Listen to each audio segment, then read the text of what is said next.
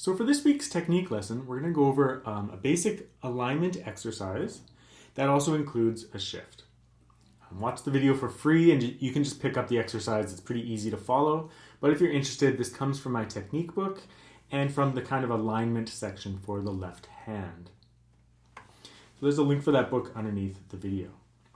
Now, whenever you go over a scale or an alignment exercise like this, you want to make sure that you're studying in a progressive way. So in my book, for example, it starts off with like some really simple, like one finger at a time placement exercises to make sure that you are able to play with each finger properly before moving on to a more difficult exercise. So you want to make sure you go through this like progression of exercises until you reach other ones. And every time you do a simple exercise, you do it at a very high quality level with playing on your fingertips, with curved fingers, you're nice and relaxed, close to the frets, all those things that are really important. And then you go to the next exercise, it's a little bit more difficult, but you maintain all of those good things. The issue with lots of students is that they move on to the next exercise, but they don't maintain the high quality level of the simple ones, or they never had the quality level high enough on those simple exercises to begin with. So, and most technique books do this. They start off with an easy exercise and they progress to a more difficult one. So you want to make sure you're using a book, and like I said, the reputable books, Pumping Nylon, the Classical Guitar Bible, my book, for example, they usually do this. They start easy and they get progressively more difficult so that you can do this thing of maintaining your quality level.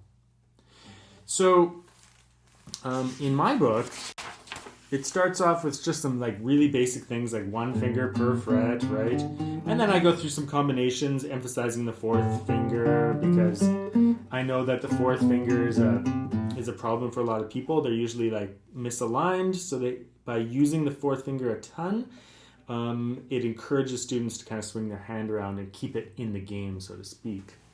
And then I do a whole bunch of other exercises like just emphasizing certain groups of fingers, going through the various strings like that. And then I do an exercise with open strings to make sure that students are curving their fingers and not accidentally muting an open string with flat fingers or playing on the pad of their fingers. So I go through all of these different exercises and then I arrive at the one that we're looking at today. And so I'll show you the exercise, and then it's pretty easy to pick up on, and then I'll talk about the technique tips and just a few other comments.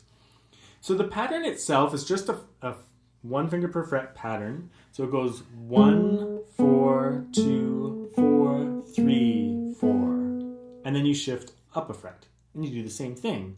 1, 4, 2, 4, 3, 4. Then you shift up. 1, 4, 2, 4, 3, 4. 1, 4, 2, 4, 3, 4. And you just keep going up. And then on the way back down, you just continue that pattern. 1, 4, 2, 4, 3, 4. 1, 4, 2, 4, 3, 4. 1, 4, 2, 4, 3, 4. And you're just progressing along the third string. So let's go over a few technique tips for this exercise. First off, all the basic things from those previous exercises still applies. So we need curved fingers. So our fingers must be curved. They can't be outstretched. They must be nicely curved. We want to play on our fingertip, not the pad of the finger, but on the tip of the finger. So that really involves curving the fingers again. And one way to do this is that if your knuckles are far away, it's not going to be easy to do that. If you bring your knuckles close, though, do you see what that does to my fingers? It really makes them curve. It forces curvature, as opposed to this. If this knuckle's far away, look at that finger, it just stretches out. But if I bring it in, it has to curve. So we want curved fingers so we can use our hand in a natural way. So curved fingers on your fingertips. Try to play close to the fret, especially with the first finger. You know, these two fingers don't always love to separate very much, but make sure your first finger is close to the fret, because if it isn't, it'll drag all the fingers away from the frets. So especially the first finger. And then as you shift up, make sure you maintain a good thumb position. So my thumb likes to hang out behind my second finger. I'll call that like a textbook kind of technique, but sometimes it's a little bit more over here, a little bit more over here. But in general, keep it in the same spot. So your arm is just going to move your hand up and down the guitar with that thumb staying in line.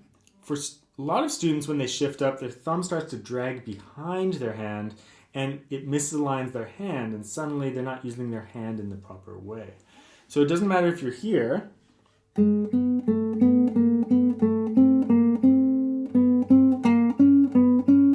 or here, the thumb should still be behind that second finger.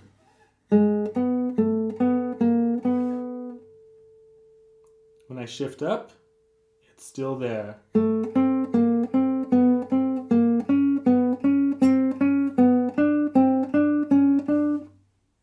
So just keep that thumb aligned with your hand as you move up. So the arm can just move the hand around. You just kind of release the pressure.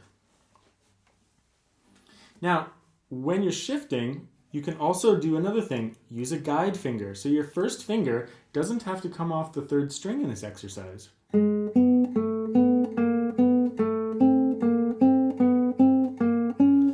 There's no open string involved, so this finger can stay on the third string and keep your hand and your technique nice and secure. Just make sure that when you're not using that first finger, you're not keeping a whole bunch of pressure on it. You don't want to build pressure in that fixed finger, right? Keep it nice and light and relaxed. Just light enough that you make sound without buzzing. One tip for tension on this piece is that on this exercise, is that you can practice it muted. So if you touch the string, but don't push it down to the fret,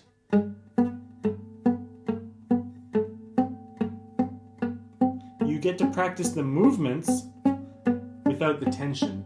And it's really good for disassociating these two hands. If you dig in hard with this hand,